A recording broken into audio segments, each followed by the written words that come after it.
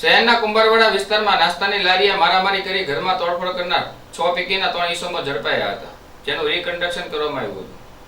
ભાવનગર શહેરના કુંભારવાડા વિસ્તારમાં નાસ્તાની લારીએ મારામારી કરી ઘરમાં તોડફોડ કરનાર 6 પૈકીના 3 ઈસમો ઝડપાયા હતા। મળતી માહિતી મુજબ શહેરના કુંભારવાડા હાઉસિંગ બોર્ડમાં રહેતા સલીમભાઈ રજકભાઈ પાદરસી નાસ્તાની લારી ચલાવતા હોય તેમની નાસ્તાની લારીએ થોડા દિવસો પહેલા રાત્રિના સમયે તોફિક હારૂન, સિક્કો હનીફ સહિતના ઈસમો આવીને નાસ્તો ખાલી થઈ ગયો હોય જેથી ધમકી આપી અને સલીમભાઈના ઘરે જઈ જ્યાં વાહનોમાં તેમજ ઘરમાં માલ સામાનમાં તોડફોડ કરી સોડાના બાટલીના ઘા કરી સલીમભાઈ તેમના પતિ, સલીમભાઈ તેમના પિતા અને બહેનને ઈજાઓ પહોંચાડી હતી અને જાનથી મારી નાખવાની ધમકી આપી હતી, જે અંગે ભોગ બનનારે બોરતળાવ પોલીસ મથકમાં ફરિયાદ નોંધાવી હતી। જે ઘટનામાં હારૂન અવેશ કટિયા, સિકંદર ઉર્ફે સિક્કા અને અસલમ અવેશ કટિયા નામના ઈસમોને પોલીસે ઝડપી લીધા હતા અને આરોપીઓનું બનાવ સ્થળે લઈ જઈ રીકન્સ્ટ્રક્શન કરવામાં આવ્યું હતું।